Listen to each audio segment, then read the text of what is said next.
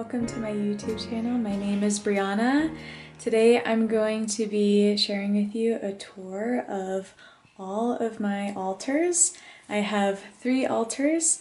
I'll share with you some of the shamanic tools I specifically have on the altars, the symbolism, the purpose, the intention, and yeah, just take you along for why I might have 3 different altars, a little bit of the story, medicine behind it. So I hope you enjoy. We'll start first with my shamanic altar. So I'm actually going to begin by showing you my compass on my phone because specifically this altar is placed in the direction for a specific meaning. It is facing north. So this is my shamanic altar. It is facing north. Very important part on the compass, part on the medicine wheel. To me personally, represents the earth, helps me to ground everything that I might do, especially when working in spirit realm. My ancestral altar, just since we're here, is actually northeast, and that is on the map from where I am right now, pointing to where my ancestors are in the northeast, specifically Scandinavia and Eastern Europe. And over here, my animal altar is facing kind of southeast, combining fire and air, gaining wisdom and gaining passion and spirit from these animals over at this altar. But yes, let's officially go into my shamanic altar, which is facing north. So this is my little corner. I do have a small table and a seat. It's kind of interesting because I've always had a small table and a seat when I made my first altar. And as I've grown into my work, I've learned that a seat, specifically a seat that is dedicated to spirit work, is actually a really important piece to what vulva did, which are female shamans in Scandinavia. They had a seat, they had a staff, they had their magic, and practice Seder, which is the word kind of used for shamanism or magic in Scandinavian tradition. So pretty cool, pretty interesting. I love that I kind of intuitively started doing that at an early age of building my altars. When I first built my altars, this is the first one I've ever built, and back then I was not on the shamanic path in 2019, but this one has grown with me. It has flourished, it has added, it has subtracted things, and is now dedicated my shamanic altars. My other altars kind of came further on my path. So she's been around for a while, she's grown, but she is now officially my shamanic altar where I do my shamanic practice and work. So where do we begin? Let's begin by taking a seat. So this table, I change out every change of a new season. So fall, winter, summer, spring. I place a cloth, bless the cloth according to the season. We're in winter right now in the northern hemisphere, and I have put blue, very calming, connecting to water energy. There's a lot of snow on the ground. So even down to the cloth, everything has an intention, everything that has a purpose, and is all thought of in a shamanic way as well. So taking a look, so there's crystals everywhere. Crystals are not really the biggest part of my work or my practice. They're just more there, I feel like connecting pieces, almost kind of like my own little grid lines that I've laid for my space. But I don't specifically meditate with them, actually avoid that. And I really don't use them anything else but for aesthetic and also just kind of my own personal laying down lines. crystals are pretty much the first thing that I've placed whenever I start to create an altar, but in no way do I really go beyond that. And that's just a personal preference, because for me, sometimes crystals can be ungrounding, which is interesting because, you know, they're very celestial. I'll just put it that way. So in each of these altars, you're going to see all the crystals. Yes, they do have a specific intention. Like, I have certain crystals on certain altars because of the intention of the altar, but I'm not going to go into every single crystal on all my altars. That would just take too much time. And like I mentioned, they're not the most important piece of my altars. So on my shamanic altars, I really have, in plain sight, the love, the admiration of my shamanic guides. Owl is my main shamanic guide. So I have Owl here. I actually painted this of my owl. This was a gift from my mom of Owl. And Wolf has always been here with me as well. So I have my guides. I have things that pertain to the elements. So air, fire, water. This is actually water from Bridget's well in Ireland, which I went to collect. So amazing. And then earth. So earth, this is why I have the crystals here. That is their main connection point, is earth. Is supporting and grounding, right? Like I mentioned, touch points, but again, I don't meditate or do anything outside of that, because I feel like that kind of defeats the purpose of why they're just here to help me ground, just to solidify. Also on my altar, I have something that helps me to clear or to cleanse. This is an abalone shell, which I specifically have mugwort in, because mugwort is the herb of my ancestors, so I use that only to cleanse with mostly. I have specific herbs that I actually use. If I'm making tea, I literally pick it off here and make tea with it, because a lot of the times when I'm working at my shamanic altar, I'm drinking tea, because drinking tea helps me to slow down.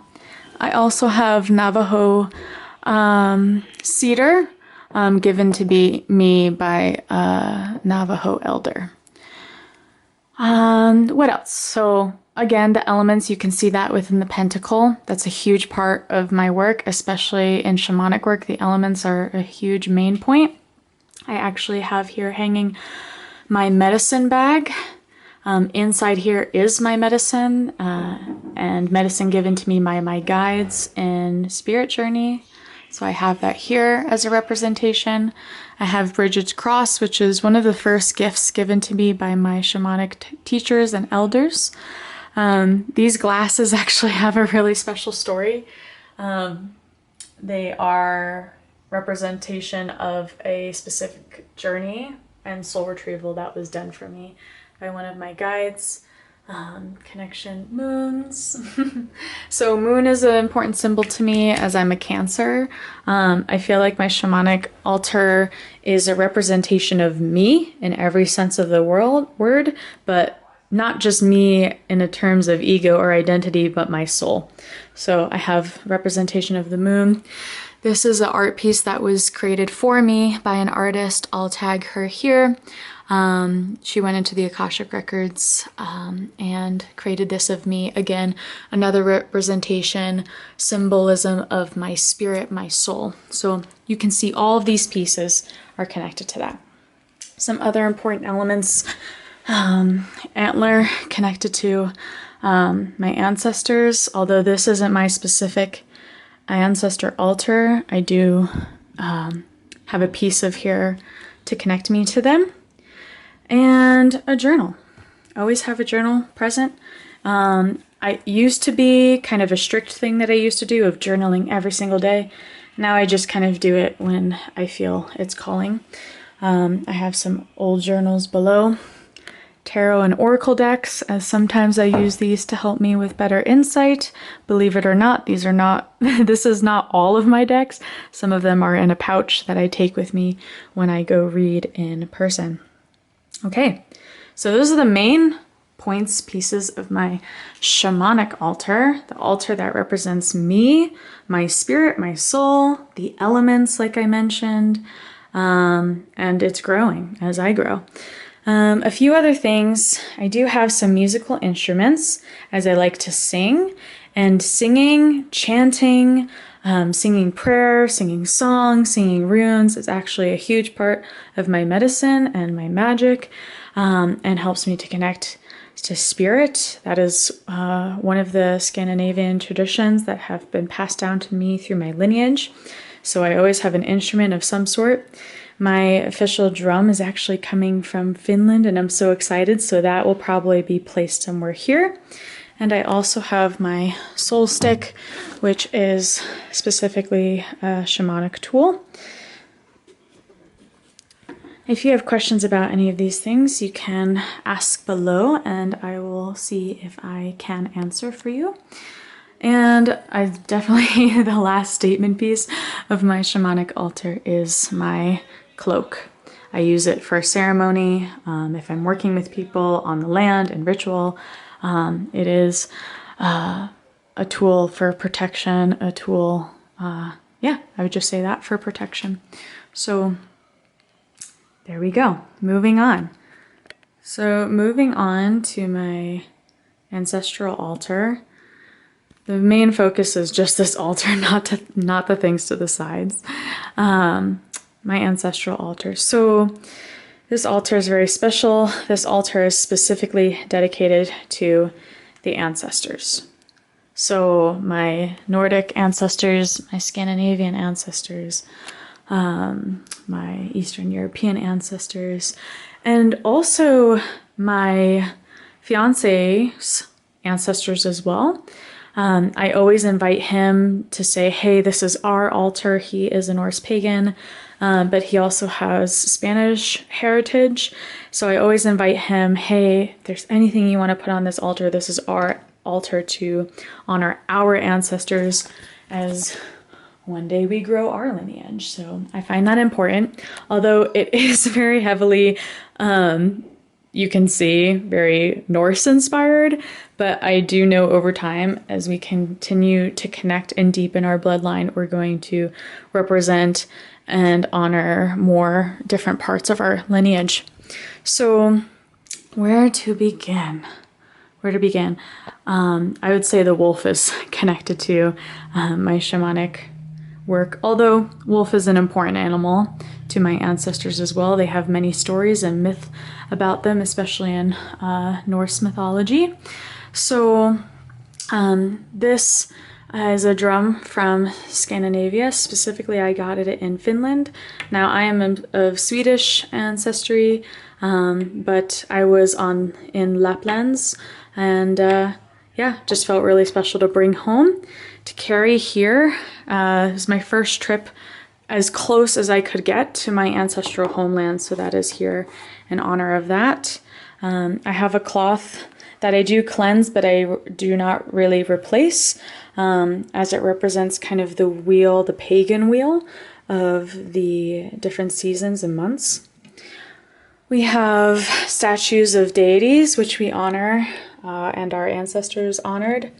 Odin, the All-Father, and Freya, the lady. I also have runes that were gifted to me, but I also have my personal runes that I carved, crafted, stored within here, as well as my rune cloth. Most of the times if I'm doing runes, I tend to do them here on the altar, or actually on the ground here, but very close to my ancestral altar. On my ancestral altar, I also have a picture of deceased family.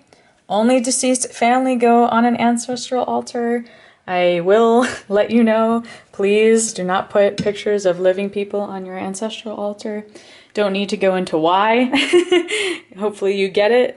I have Earth Mother, a representation and celebration of nature spirits. Important piece to my ancestors.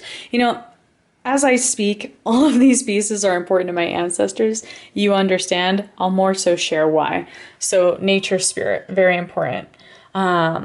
specific herbs and things found from my ancestors. Again, another cleansing bowl. This was cedar that was gifted to me, Palo Santo, to honor my fiance's heritage, his Spanish lineage. And I have really old pieces of white sage that I typically don't burn anymore. I think I probably actually will just give this back to the land here, and mugwort I burn in there as well. Continuing on runes. Runes are ancient Norse symbols, very important to, I believe, also the shamanic practice, but also just the Norse magic in general. So I have runes that I actually found outside speaking to me. Reindeer antler, one of the most sacred animals to my ancestors.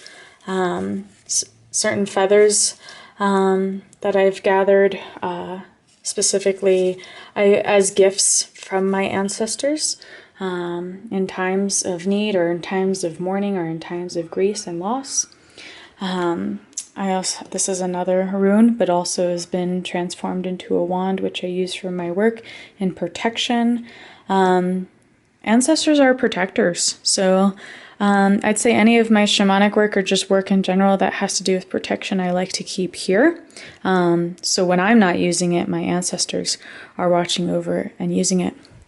These are Dieter's runes, my fiance. I also have some tinctures and a cup for offerings to give. This is a space of offering. Offering was really important for honoring our ancestors. So I have those out as well. My clearing feather as well. And we also have 2 wolves, specifically from story and mythological stories of Odin's 2 wolves. You can see them here in the carving, but these are plushies made out of them, and their names, Geri and what was your name again? Freki, on the altar as well. And wand. This is kind of like my mini staff. Staff, important to Norse magic, something that my ancient ancestors would have used. So there is the ancestor altar. Let us move to my animal guides altar. So we have the animal altar. This altar is closest to my desk where I take calls and meet with clients. Animal medicine is a huge part of my work, in my shamanic practice, in my everyday life, especially when working with clients. It's like an anchor point. It's something that many of my clients know me for.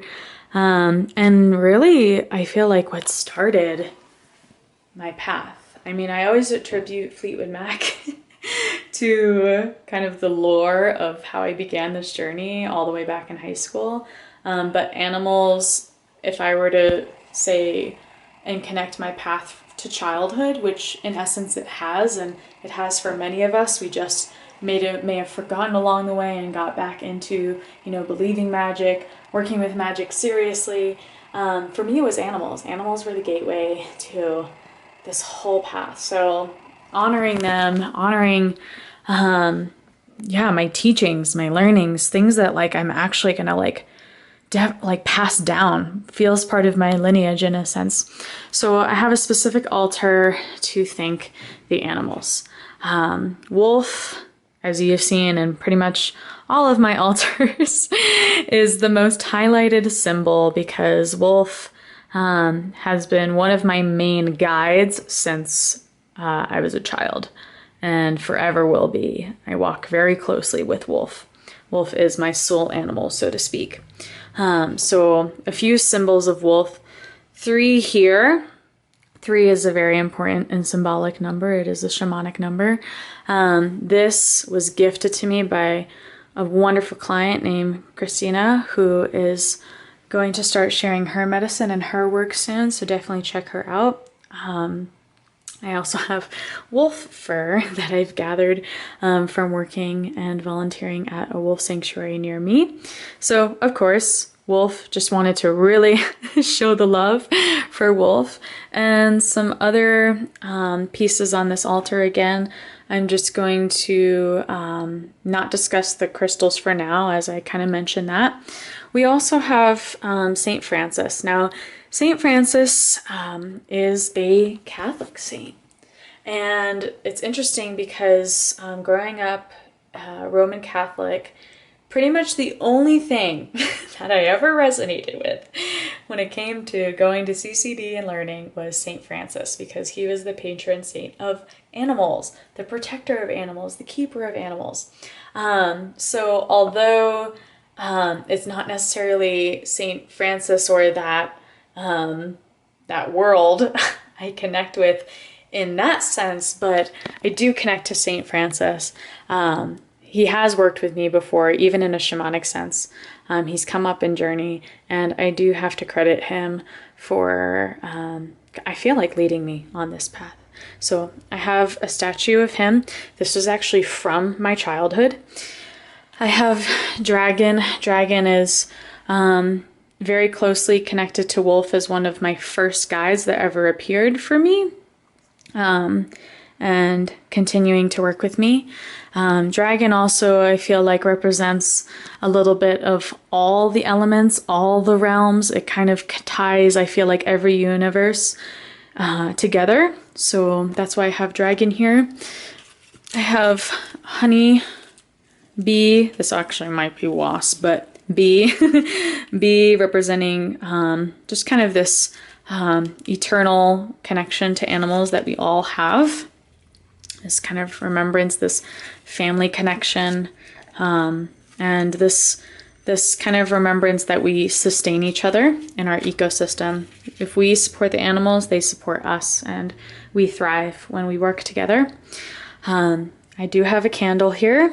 Candle just honoring, thanking, lighting the fire, keeping the energy of this altar alive. And the last important thing on this altar is I have 5 smaller totems of animals, and these are representing the elements. I have dolphin for water. I have hare for earth, hawk for air, snake for fire. So each of these animals are connected to the elements. And I have unicorn, similarly to dragon, kind of unifying the all. You could also say unicorn represents above, and this kind of plane that all of these animals are on, or even this crystal, for example, represents below. You could also go as far as snail or worm presence here as well. So yeah, that's the animal altar. A little bit smaller, but oh so powerful. And like I mentioned, right next to my workspace, since it is a huge part of my work and why I'm here, I feel like today. So yeah, those are my 3 altars. I hope you enjoyed this. If you have any questions, you can leave them below. I will get to them. And yeah, thank you for being here, part of my work, and excited to take you along on the journey with me as we all continue to grow, evolve, and become wiser. And yeah, that's pretty much it. Love you guys. I'll see you in the next video.